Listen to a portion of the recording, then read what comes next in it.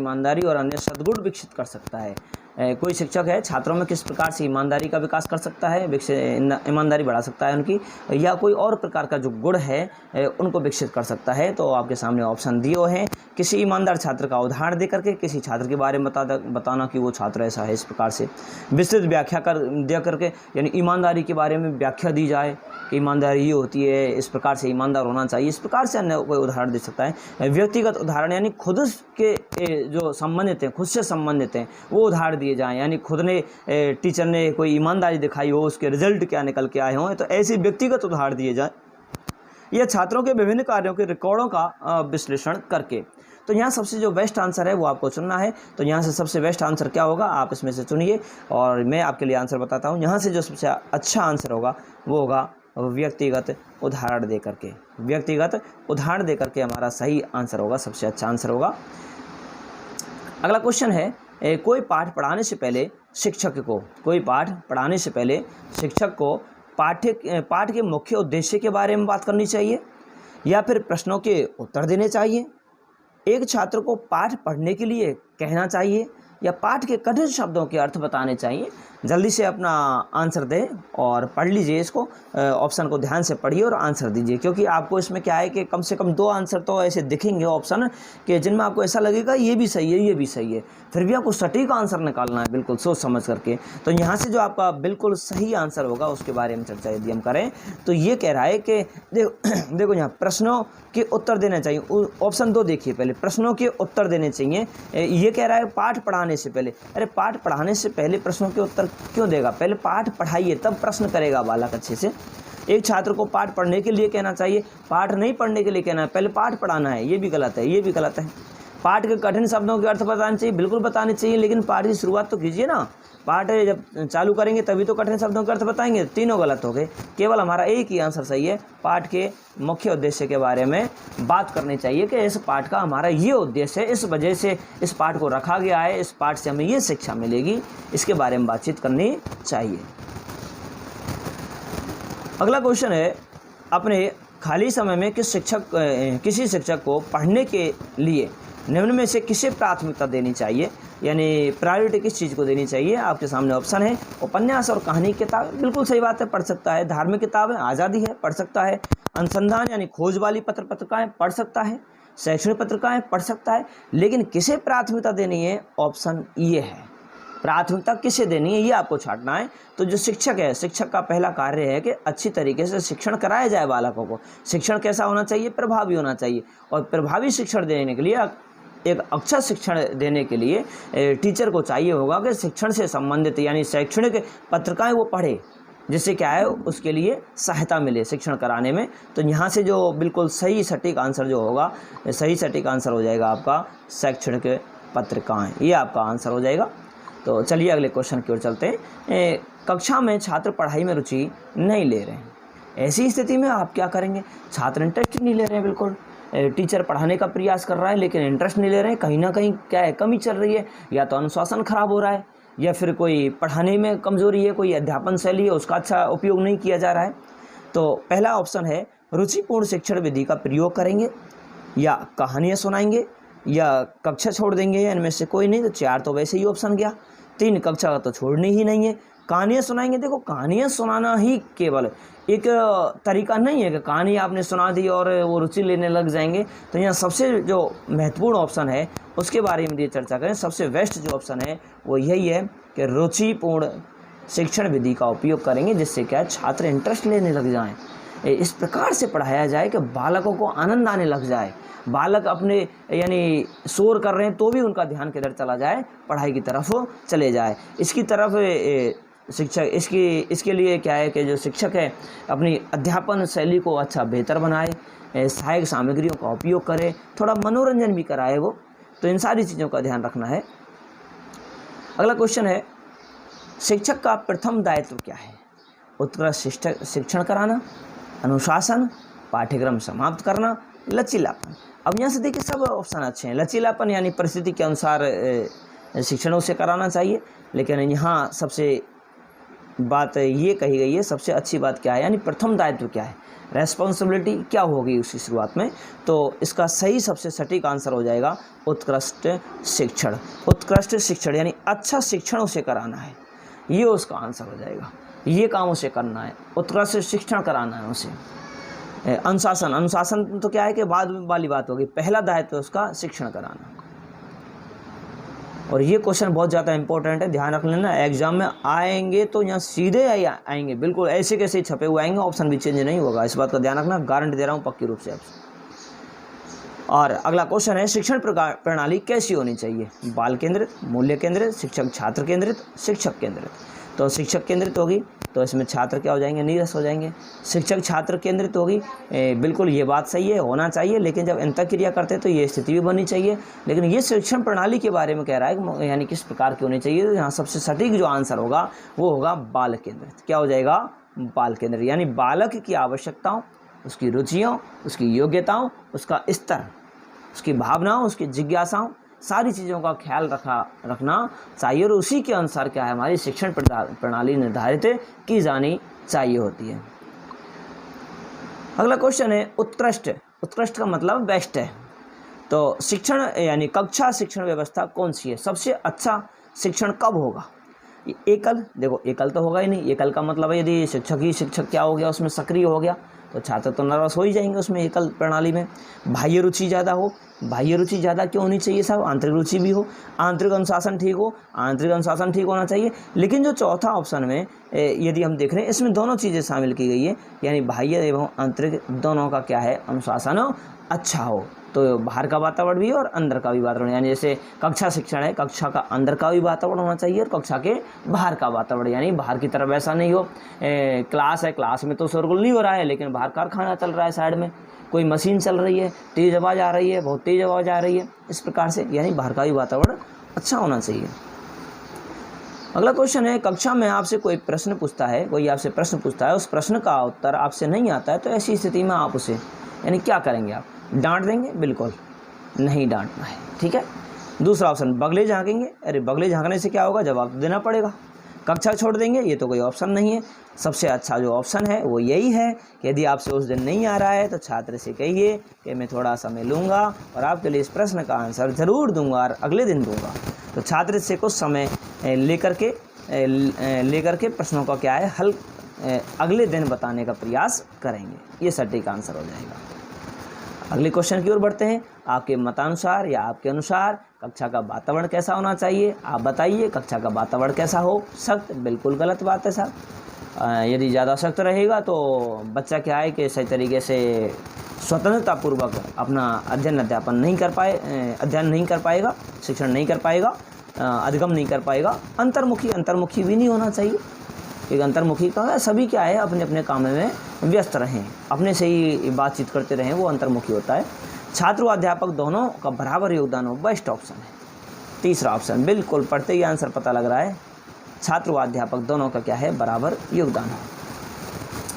अगला क्वेश्चन है, सभी आंसर बताने का प्रयास करें और अपना टाइप करें कमेंट, जो भी आपका आंसर आता है। किंडरगार्टन विधि का गुण क्या है, अवलोकन द्वारा सीखना, प्रोजेक्ट विधि, नज़दीक रहकर सीखना, खेल एवं करके सीखना। तो सबसे बेस्ट ऑप्शन है अवलोकन। चलिए अवलोकन तो उसमें हम कर रहे होते हैं, किन्हीं चीज़ों को देख रहे हैं, कर रहे होते हैं, अपने कोई भी कार्य करते हैं तो उसमें भी अवलोकन करते हैं। लेकिन सबसे अच्छा जो ऑप्शन है वो क्या है, खेल एवं करके सीखना।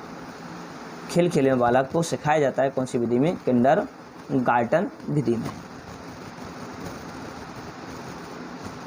चलिए इसके बारे में और बता देता हूँ मैं, किंडरगार्टन विधि के बारे में। जो किंडरगार्टन विधि है, इस विधि के प्रवर्तक हैं फ्रॉबेल। कौन है, फ्रॉबेल। और इस विधि के द्वारा क्या है, खेल खेल में शिक्षा दी जाती है।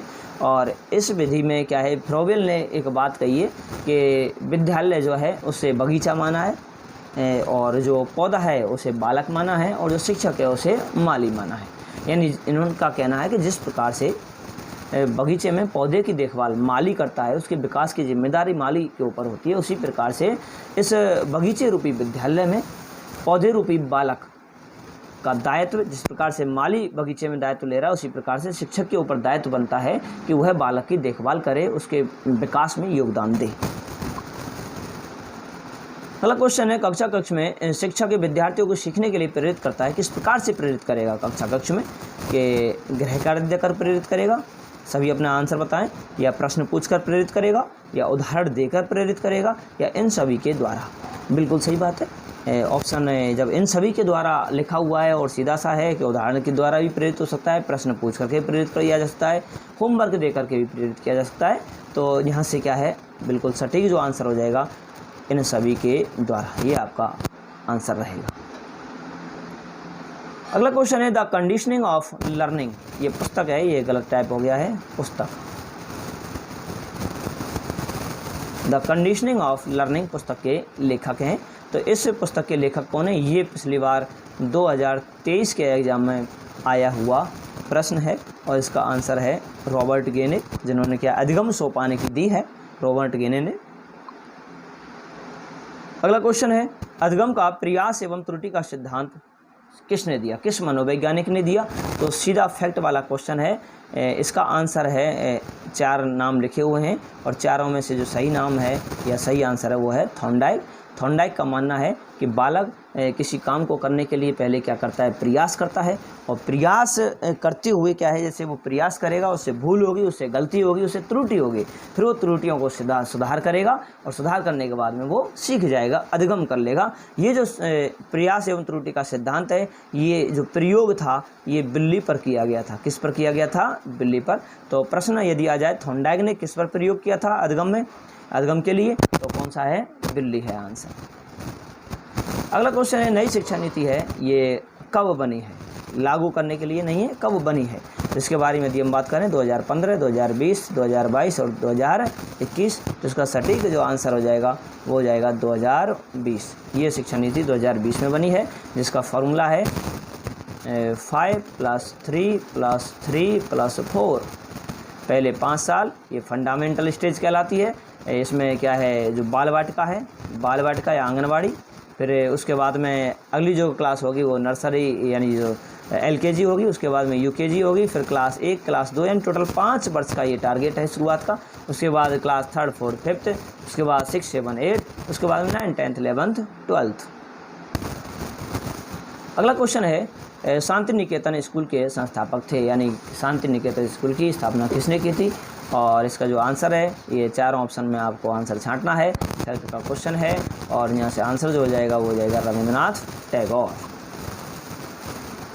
बुनियादी शिक्षा के जनक कौन है या जनक हैं? तो बुनियादी शिक्षा या बेसिक शिक्षा या नई तालीम जिन्होंने दी है, यानी इनके जो जनक हैं ये हो जाएंगे, आपके आंसर हो जाएगा महात्मा गांधी।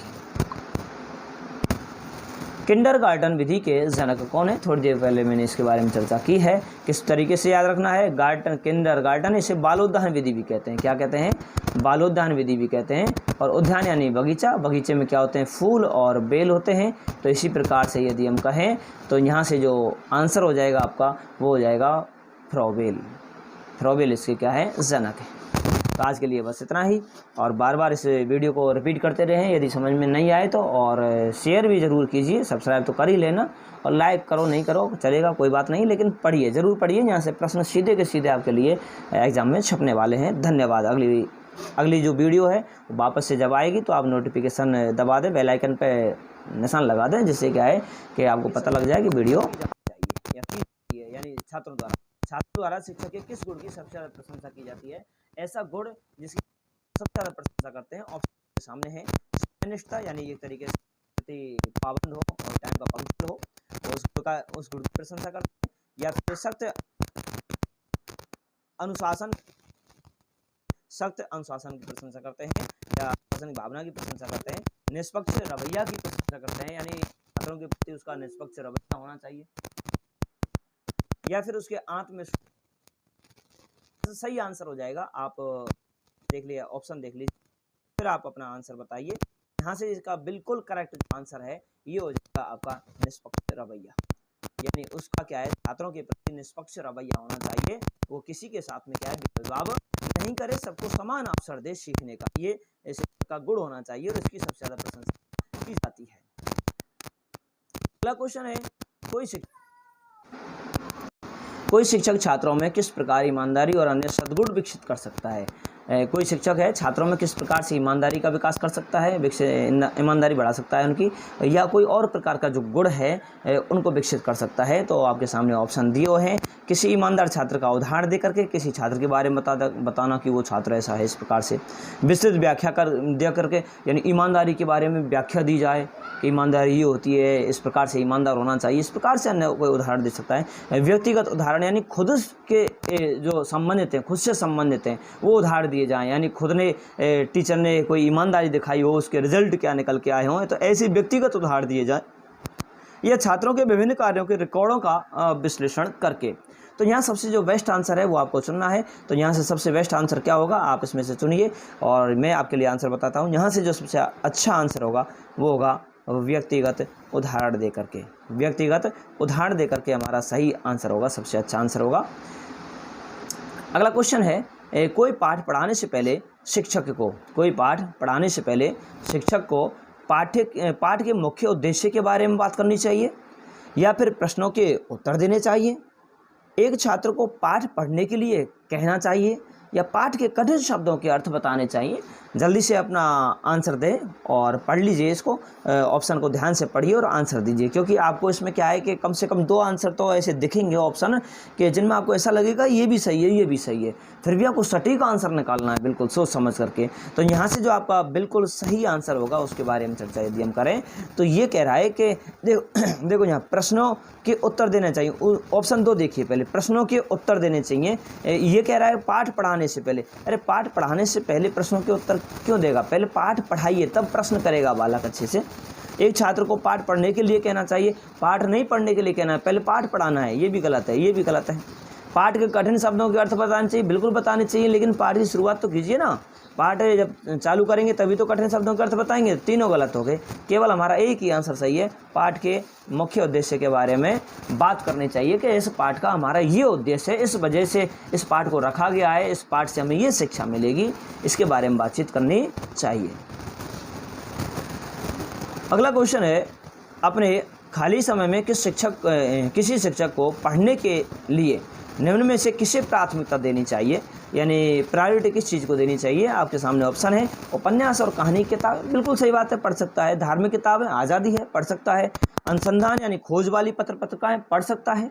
शैक्षणिक पत्रिकाएँ पढ़ सकता है। लेकिन किसे प्राथमिकता देनी है, ऑप्शन ये है, प्राथमिकता किसे देनी है ये आपको छांटना है। तो जो शिक्षक है, शिक्षक का पहला कार्य है कि अच्छी तरीके से शिक्षण कराया जाए बालकों को। शिक्षण कैसा होना चाहिए, प्रभावी होना चाहिए। और प्रभावी शिक्षण देने के लिए, एक अच्छा शिक्षण देने के लिए टीचर को चाहिए होगा कि शिक्षण से संबंधित यानी शैक्षणिक पत्रिकाएं वो पढ़े, जिससे क्या है उसके लिए सहायता मिले शिक्षण कराने में। तो यहाँ से जो बिल्कुल सही सटीक आंसर जो होगा, सही सटीक आंसर हो जाएगा आपका शैक्षणिक पत्रिकाएं, ये आपका आंसर हो जाएगा।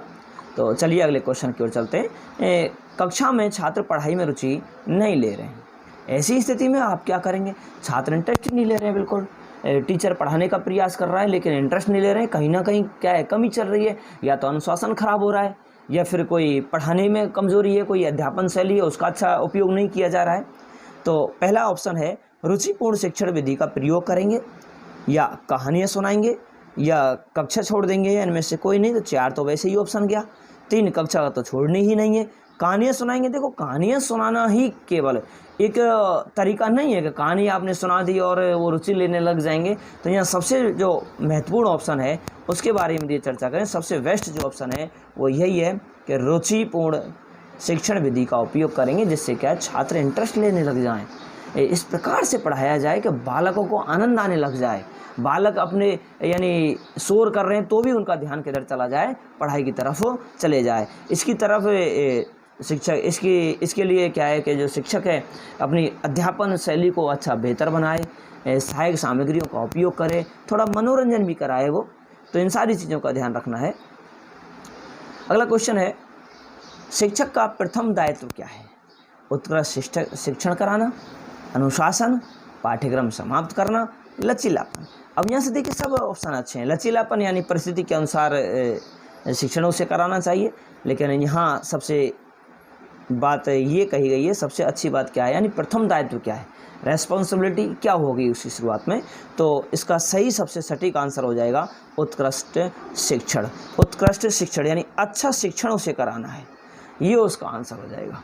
ये काम उसे करना है, उत्कृष्ट शिक्षण कराना है उसे।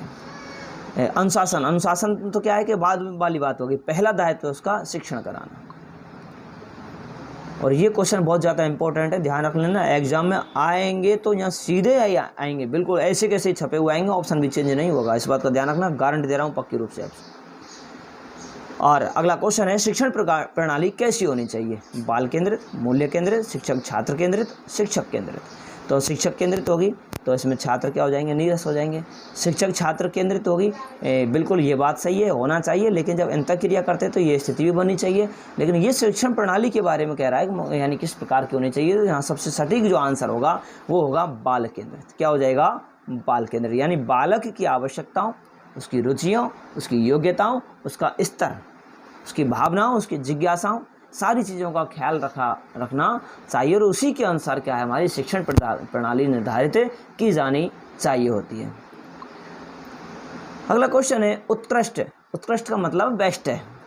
तो शिक्षण यानी कक्षा शिक्षण व्यवस्था कौन सी है, सबसे अच्छा शिक्षण कब होगा। एकल, देखो एकल तो होगा ही नहीं। एकल का मतलब है यदि शिक्षक ही शिक्षक क्या हो गया, उसमें सक्रिय हो गया तो छात्र तो नर्वस हो ही जाएंगे उसमें, एकल प्रणाली में। बाह्य रुचि ज़्यादा हो, बाह्य रुचि ज़्यादा क्यों होनी चाहिए साहब, आंतरिक रुचि भी हो, आंतरिक अनुशासन ठीक हो, आंतरिक अनुशासन ठीक होना चाहिए। लेकिन जो चौथा ऑप्शन में यदि हम देख रहे हैं, इसमें दोनों चीज़ें शामिल की गई है, यानी बाह्य एवं आंतरिक दोनों का क्या है, अनुशासन अच्छा हो। तो बाहर का वातावरण भी और अंदर का भी वातावरण, यानी जैसे कक्षा शिक्षण है, कक्षा का अंदर का भी वातावरण होना चाहिए और कक्षा के बाहर का वातावरण, यानी बाहर की तरफ ऐसा नहीं हो, क्लास है, क्लास में तो शोरगुल नहीं हो रहा है, लेकिन बाहर कारखाना चल रहा है, साइड में कोई मशीन चल रही है, तेज़ आवाज़ आ रही है, बहुत तेज़ आवाज़ आ रही है, इस प्रकार से, यानी बाहर का भी वातावरण अच्छा होना चाहिए। अगला क्वेश्चन है, कक्षा में आपसे कोई प्रश्न पूछता है, कोई आपसे प्रश्न पूछता है, उस प्रश्न का उत्तर आपसे नहीं आता है, तो ऐसी स्थिति में आप उसे यानी क्या करेंगे, आप डांट देंगे, बिल्कुल नहीं डांटना है, ठीक है। दूसरा ऑप्शन, बगले झाँकेंगे, अरे बगले झाँकने से क्या होगा, जवाब तो देना पड़ेगा। कक्षा छोड़ देंगे, ये तो कोई ऑप्शन नहीं है। सबसे अच्छा जो ऑप्शन है वो यही है कि यदि आपसे उस दिन नहीं आ रहा है तो छात्र से कहिए कि मैं थोड़ा समय लूँगा और आपके लिए इस प्रश्न का आंसर ज़रूर दूंगा और अगले दिन दूंगा। तो छात्र से कुछ समय लेकर के प्रश्नों का क्या है, हल अगले दिन बताने का प्रयास करेंगे, ये सटीक आंसर हो जाएगा। अगले क्वेश्चन की ओर बढ़ते हैं। आपके मतानुसार या आपके अनुसार कक्षा का वातावरण कैसा होना चाहिए, आप बताइए। कक्षा का वातावरण कैसा हो, सख्त, बिल्कुल गलत बात है साहब। यदि ज़्यादा सख्त रहेगा तो बच्चा क्या है कि सही तरीके से स्वतंत्रतापूर्वक अपना अध्ययन नहीं कर पाएगा, शिक्षण नहीं कर पाएगा, अधिगम नहीं कर पाएगा। अंतर्मुखी भी नहीं होना चाहिए, क्योंकि अंतर्मुखी का सभी क्या है, अपने अपने काम में व्यस्त रहें, अपने से ही बातचीत करते रहें, वो अंतर्मुखी होता है। छात्र व अध्यापक दोनों का बराबर योगदान हो, बेस्ट ऑप्शन है। तीसरा ऑप्शन, बिल्कुल पढ़ते ही आंसर पता लग रहा है, छात्र व अध्यापक दोनों का क्या है, बराबर योगदान हो। अगला क्वेश्चन है, सभी आंसर बताने का प्रयास करें और अपना टाइप करें कमेंट, जो भी आपका आंसर आता है। किंडरगार्टन विधि का गुण क्या है, अवलोकन द्वारा सीखना, प्रोजेक्ट विधि, नज़दीक रहकर सीखना, खेल एवं करके सीखना। तो सबसे बेस्ट ऑप्शन है अवलोकन। चलिए अवलोकन तो उसमें हम कर रहे होते हैं, किन्हीं चीज़ों को देख रहे हैं, कर रहे होते हैं, अपने कोई भी कार्य करते हैं तो उसमें भी अवलोकन करते हैं। लेकिन सबसे अच्छा जो ऑप्शन है वो क्या है, खेल एवं करके सीखना। खेल में बालक को सिखाया जाता है, कौन सी विधि में, किंडरगार्टन विधि में। चलिए इसके बारे में और बता देता हूँ मैं, किंडरगार्टन विधि के बारे में। जो किंडरगार्टन विधि है, इस विधि के प्रवर्तक हैं फ्रॉबेल। कौन है, फ्रॉबेल। और इस विधि के द्वारा क्या है, खेल में शिक्षा दी जाती है। और इस विधि में क्या है, फ्रॉबेल ने एक बात कही है कि विद्यालय जो है उसे बगीचा माना है, और जो पौधा है उसे बालक माना है, और जो शिक्षक है उसे माली माना है। यानी इनका कहना है कि जिस प्रकार से बगीचे में पौधे की देखभाल माली करता है, उसके विकास की जिम्मेदारी माली के ऊपर होती है, उसी प्रकार से इस बगीचे रूपी विद्यालय में पौधे रूपी बालक का दायित्व, जिस प्रकार से माली बगीचे में दायित्व ले रहा है, उसी प्रकार से शिक्षक के ऊपर दायित्व बनता है कि वह बालक की देखभाल करे, उसके विकास में योगदान दे। अगला क्वेश्चन है, कक्षा कक्ष में शिक्षक के विद्यार्थियों को सीखने के लिए प्रेरित करता है, किस प्रकार से प्रेरित करेगा कक्षा कक्ष में? कि गृह कार्य देकर प्रेरित करेगा, सभी अपना आंसर बताएं, या प्रश्न पूछकर प्रेरित करेगा, या उदाहरण देकर प्रेरित करेगा, या इन सभी के द्वारा? बिल्कुल सही बात है, ऑप्शन जब इन सभी के द्वारा लिखा हुआ है और सीधा सा है कि उदाहरण के द्वारा भी प्रेरित हो सकता है, प्रश्न पूछ करके प्रेरित किया जा सकता है, होमवर्क दे करके भी प्रेरित किया जा सकता है, तो यहाँ से क्या है बिल्कुल सटीक जो आंसर हो जाएगा इन सभी के द्वारा, ये आपका आंसर रहेगा।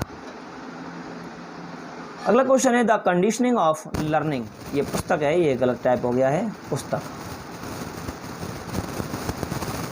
द कंडीशनिंग ऑफ लर्निंग पुस्तक के लेखक हैं, तो इस पुस्तक के लेखक कौन है? ये पिछली बार 2023 के एग्जाम में आया हुआ प्रश्न है और इसका आंसर है रॉबर्ट गेने, जिन्होंने क्या अधिगम सोपान की दी है, रॉबर्ट गेने ने। अगला क्वेश्चन है, अधिगम का प्रयास एवं त्रुटि का सिद्धांत किसने दिया, किस मनोवैज्ञानिक ने दिया? तो सीधा फैक्ट वाला क्वेश्चन है, इसका आंसर है 4 नाम लिखे हुए हैं और चारों में से जो सही नाम है या सही आंसर है वो है थॉर्नडाइक। थॉर्नडाइक का मानना है कि बालक किसी काम को करने के लिए पहले क्या करता है? प्रयास करता है, और प्रयास करते हुए क्या है, जैसे वो प्रयास करेगा उससे भूल होगी, उससे गलती होगी, उससे त्रुटि होगी, फिर वो त्रुटियों को सुधार करेगा और सुधार करने के बाद में वो सीख जाएगा, अधिगम कर लेगा। ये जो प्रयास एवं त्रुटि का सिद्धांत है, ये जो प्रयोग था ये बिल्ली पर किया गया था। किस पर किया गया था? बिल्ली पर। तो प्रश्न यदि आ जाए थॉर्नडाइक ने किस पर प्रयोग किया था अधिगम में, अधिगम के लिए, तो कौन सा है? बिल्ली है आंसर। अगला क्वेश्चन है, नई शिक्षा नीति है ये कब बनी है? लागू करने के लिए नहीं है, कब बनी है? तो इसके बारे में यदि हम बात करें 2015, 2020, 2022 और 2021, तो इसका सटीक जो आंसर हो जाएगा वो हो जाएगा 2020। ये शिक्षा नीति 2020 में बनी है, जिसका फॉर्मूला है 5 + 3 + 3 + 4।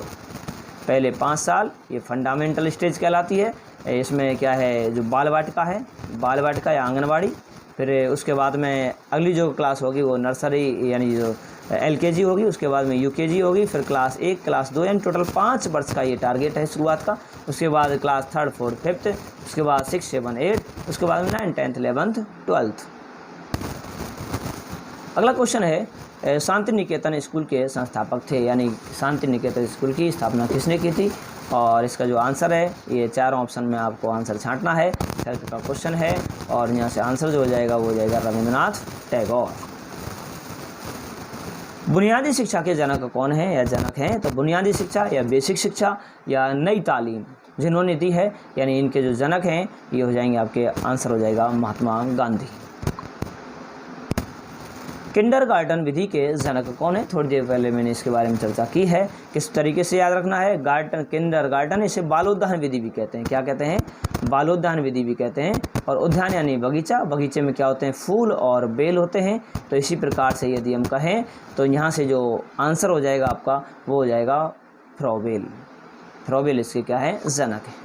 तो आज के लिए बस इतना ही, और बार बार इस वीडियो को रिपीट करते रहें यदि समझ में नहीं आए तो, और शेयर भी ज़रूर कीजिए, सब्सक्राइब तो कर ही लेना, और लाइक करो नहीं करो चलेगा, कोई बात नहीं, लेकिन पढ़िए, ज़रूर पढ़िए। यहाँ से प्रश्न सीधे के सीधे आपके लिए एग्ज़ाम में छपने वाले हैं। धन्यवाद।